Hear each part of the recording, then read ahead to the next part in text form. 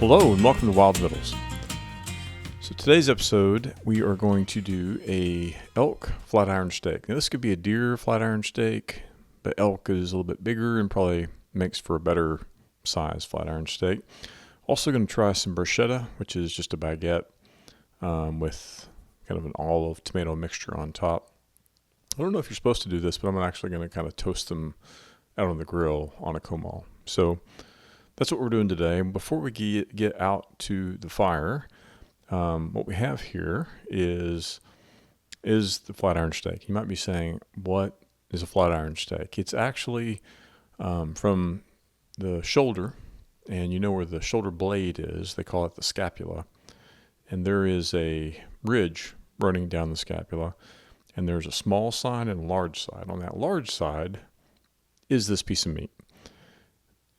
One thing you should know, this is a tender piece of meat, but it has running through it a big tendon. And so that's why I think it's better to do on a bigger animal like an elk, a moose, buffalo. You could do it on cattle, and they do. You can buy flat iron steaks. You take your knife, and it's kind of like filleting a fish. You go into it, and then you cut along that tendon and get that tendon kind of peeled out of there. Otherwise, it's in the middle. It'll make for a chewy steak.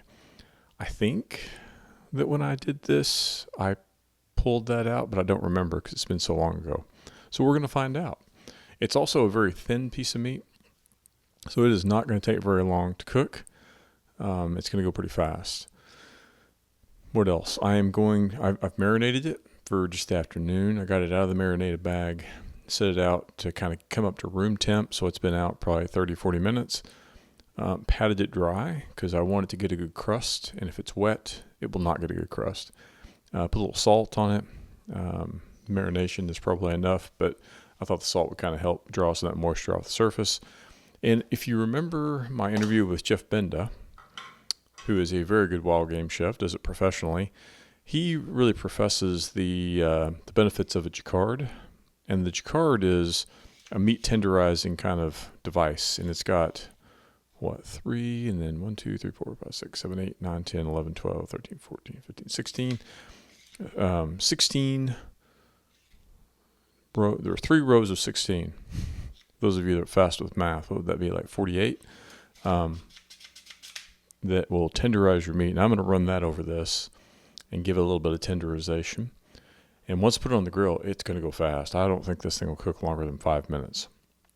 On the bruschetta, it's a baguette. I've cut it. I've put out some butter on it. I'm about to top it with some of these the toppings. I got 2 kinds because I've never used it and I don't know which will be better.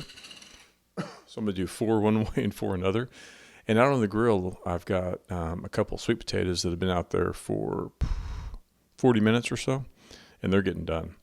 So everything's kind of coming together. So let me get this bruschetta going here and get this doled out. This is there's 2 different kinds here. One's more olives. The other one is more, how should I say, more tomatoey. A little basil on top. It's going to make me cough. Flat iron. Let me talk a little bit about that while I'm doing this. So flat iron steak apparently is a bit of a new, I'll say, invention. There were some meat scientists. Yes, there are people that are meat scientists who were trying to figure out how to, I think, get an additional cut out of a front shoulder. And they came across, this cut that's on the shoulder blade. And I'm sure one of them said, Eureka. And when they figured it out, they're like, okay, this is very accessible. No problem there. It's very tender. It's got lots of great taste to it. But they needed a name. And the name they came up with was flat iron. And I always thought, well, maybe it has something to do with iron skillet or, the way that you cook it. I think that what I've read on the internet, and who knows if the internet is right, they say that they thought that it resembled a ironing board, and they this tomato is making me cough. They named it because of that, which I don't know. Maybe that's it. I know some people were like a cringe. I'm gonna put this this bruschetta in the heat, but I'm just kind of trying it to see, crisp up that baguette, let that butter melt, and see if that's going to be something to be excited about. Who knows? So all this is going to be a very quick cook, really. Because by the time it took longer for me to really get the fire going and cook the potatoes than it will for anything else. All right, I'm going to run the jacquard now. And so again, for those who are just listening only, this is a meat tenderizing device that has like nearly 50 blades on it, very small ones. And it's just going to puncture holes in the meat. I'm just pushing down. You wouldn't have to do this because I think this is a pretty tender piece of meat already.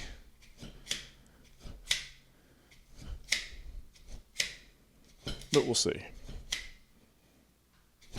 All right. Bada boom, bada bing.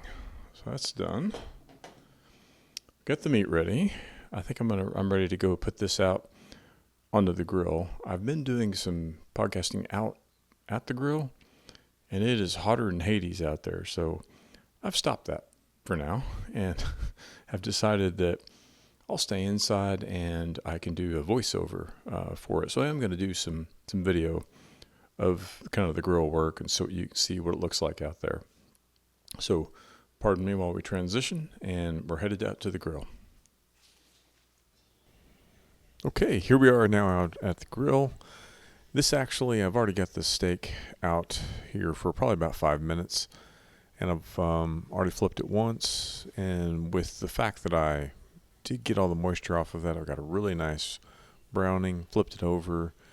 I've already also put the bruschetta out there. I had put butter on that bruschetta, and then the topping, I guess it was on the baguette, bruschetta's on top, and put those in the grate, and they're really turning out nicely. For those that can see the video, I'm actually burning my fingers on the butter on those baguettes, but things are progressing nicely. So the baguettes are going to turn into kind of an appetizer, actually. I did wonder about maybe a thin slice of this flat iron steak to put on top of that and serve it kind of like a baguette sandwich, but the baguettes are pretty small, so really going to just serve those as an appetizer. The flat iron, I thought it was going to be done in 5 minutes, and I'm not sure if it's because my fire is a little bit cooler. Also could be the fact that the meat hadn't come up to room temperature, but it was actually about halfway done and still needed more time. So I pulled the baguettes off and continue to cook. I'm, actually what you can see now is I'm probing that meat to kind of see what the temperature is. And it's about in the 120s. So we're getting close, but we're not there yet. So I'm going to move back out into the kitchen and give this probably about another 5 minutes or so. And there will be. So I'm also going to go try these bruschetta. Wife and I are going to for an appetizer. So we'll be right back. All right, and we're back inside now. And so I've taken the steak took a lot longer than I thought it would take. It would take about, 10, 11 minutes or so to get up to about 130-ish degrees. On the thinner part, it probably was 132, 134. And the plan was just to get it up into that low 130s, take it off, let it rest, let it carry over to close to 140, because I want it to be medium rare. And it looks beautiful. I'm about to cut into it. Also have 2 very soft sweet potatoes that have been cooking for an extended period of time. And I had a lot more of these actually cooked into the round of them, of these baguettes with a little butter on them and some bruschetta on top. This is kind of a mix of chilies and olive and a little bit of oil. And put that onto the grill grate and let them, I can't turn them upside down for you to see, but they're toasted on the bottom. So they got a bit of a crunch. These are freaking awesome. Probably a lot of calories in that per bite and a lot of carbs. But if I'm ever going to do like a wild game dinner or something, these are going to be part of the offering for like hors d'oeuvres for sure. It was just kind of an idea. The wife and I like baguettes and bruschetta, and I just thought it would be fun. So that was big success. Potatoes are always solid. I'm gonna cut into this steak now. We're gonna slice it open and see kind of what it looks like. And you can tell there's a lot of moisture coming out of it.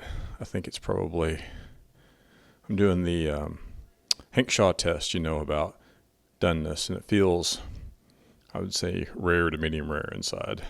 It's amazing how much it shrinks as well. Oh yeah, that looks perfect. Perfect. So I'm going to do thin slices. And you can put a little bit of seasoning on top of that if you like. And it should just come out mouth-watering.